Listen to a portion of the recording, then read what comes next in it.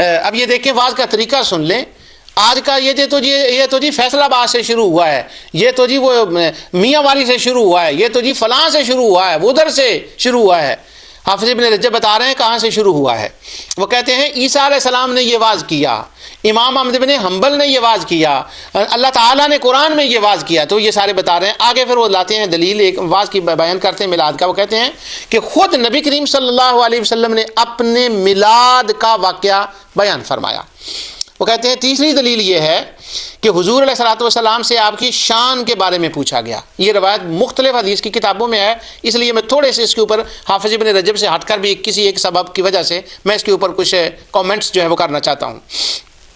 لیکن پہلے حافظ صاحب کا سن لے. وہ کہتے ہیں کہ نبی کریم صلی اللہ علیہ وسلم سے پوچھا گیا آپ کی شان, تو حضور نے اپنی شان کو بیان کیا.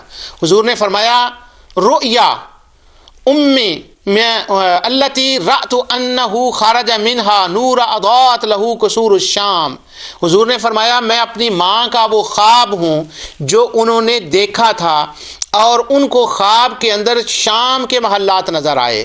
پھر انہوں نے فرمایا, نبی صلی اللہ علیہ وسلم نے دوسری روایت بیان کی, وَالرُؤْيَا هُنَا ان ارید بہا رؤیا المنام. وہ کہتے ہیں کہ یہ جو نبی کریم صلی اللہ علیہ وسلم کی والدہ ماجدہ کو خواب آیا, کیا یہ خواب ہی تھا؟ وہ کہتے ہیں وَإِنْ أُرِيدَ بِهَا رُؤْيَا عَيْن, کیا یہ واقعہ ایسا ہوا تھا کہ نبی کریم صلی اللہ علیہ وسلم کی والدہ کو خواب آیا تھا اور انہوں نے خواب کو بیان کر دیا, یا یہ واقعہ ایسا ہوا کہ جب سرکار دو عالم صلی اللہ علیہ وسلم کی ولادت ہوئی تو پھر وہاں پر وہ نور چمکا اور اس نور کے چمکنے کی وجہ سے ان کو شام کے جو تھے وہ محلات نظر آ گئے. یہ حافظ ابن رجب مختلف روایتیں لائے ہیں. وہ کہتے ہیں یہ کئی جب نور چمکا تو ایک روایت میں آتا ہے شام کے محلات نظر آ گئے, دوسری میں آتا ہے کہ لہو ان کے آناق الابل ببصرہ, وہ بصرہ کے ان کو جو اونٹوں کی گردنیں تھی وہ نظر آ گئی. تیسری روایت میں ہے کہ مشرق و مغرب جو تھا وہ نظر آ گیا. یعنی ایک روایت ہو گئی بصرہ کے نظر آ گئے, دوسرے میں ہے مشرق و مغرب نظر آ گئے, تیسرے میں ہے کہ مجھے شام کے محلات نظر آ گئے. تو یہ تین باتیں ہیں. تو حافظ ابن رجب کہتے ہیں یہ تین مختلف روایات آتی ہیں, تو وہ کہتے ہیں تینوں حق ہیں. اب اس کے اوپر وہ جو بحث کرنا چاہتے ہیں حافظ ابن رجب, کیا یہ خواب کا واقعہ تھا؟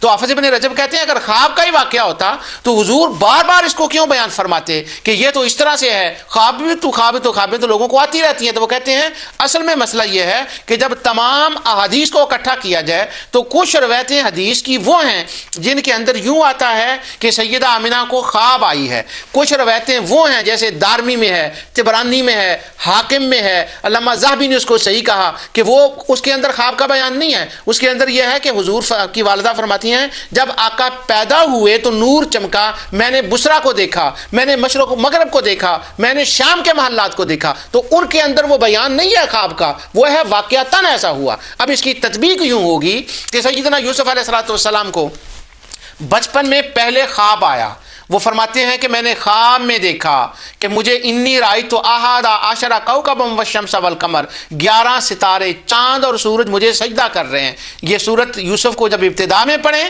تو پھر یہ ہے کہ وہ پہلے خواب میں یہ ہوا, اور جب سورہ یوسف کے آخر میں پہنچے تو فخروا لہ سجدا, اور پھر وہ واقعہ تن ایسا ہو گیا کہ 11 بھائیوں نے, ماں نے, باپ نے سجدہ کیا. تو حضرت یوسف علیہ السلام کہتے ہیں قال یا ابت ھذا تأویل رؤیا من قبل قد جعل ربی حقا, اے میرے باپ آج رب نے اس خواب کو سچا کر دیا کہ جو میں نے بچپن میں خواب دیکھا تھا اب تو وہ حقیقت بن کر آج آ گیا کہ 11 بھائیوں نے سجدہ کیا, ماں نے سجدہ کیا, باپ نے سجدہ کیا. تو معنی یہ نکلتا ہے کہ اللہ والوں کے ساتھ ایسا ہوتا ہے کہ پہلے وہ خواب آتی ہے پھر وہ حقیقت میں اس کا اظہار ہوتا ہے. تو حافظ ابن رجب کا ملان جس پر وہ بات کر رہے ہیں وہ یہ ہے کہ پہلے سیدہ آمنہ کو خواب آیا تھا, پھر انہوں نے خواب کے اندر شام کے محلات, مشرق و مغرب, بصرہ کو دیکھا, پھر جب حضور پیدا ہوئے تو حقیقتاً پھر نور چمکا ان روایات کے مطابق جن کو ذہبی صحیح کہہ رہے ہیں.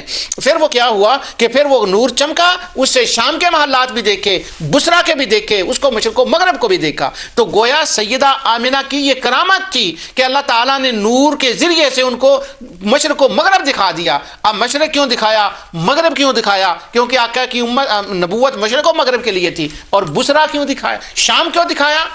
اس پر میں نے پچھلے پروگرام میں اس کے ابن محمد بن عبد الوہاب النجدی کی کتاب مختصر سیرت الرسول سے میں نے اس کو وہ بتا دیا تھا. اور بصرہ کیوں دکھایا؟ وہاں آقا کا تذکرہ کرنے والا بحیرہ راہ بیٹھا ہوا تھا جو آنے جانے والوں کو آمد مصطفیٰ کی خبریں بتایا کرتا تھا۔ تو آج کے میں نے اس اپنے ازالہ شبہات کے اندر میلاد النبی صلی اللہ علیہ وسلم کے اوپر آپ کو حافظ ابن رجب کا واعظ سنایا۔ انہوں نے 12 مہینوں کو بیان کیا اور میں اپنی بات کو اس کے اوپر ختم کر رہا ہوں۔ حافظ ابن رجب نے یہ کہا کہ حضور علیہ الصلوۃ والسلام جب آئے تو سارا واعظ کرتے ہوئے یہ ختم نہیں کیا، بہت آگے ہے، اور وہ حضور کے نور کا جب ذکر کرتے ہیں تو یہاں پر وہ ایک اپنے واعظ کو ختم کرتے ہیں، اس کے بعد دوسرا واعظ ہے وَأَنْتَ لَمَّا وُلِدْتَ اشرقت الارض وضاءت بنورك الافق فنحن في ذلك الضياء وفي النور وسبل الرشاد نخترق۔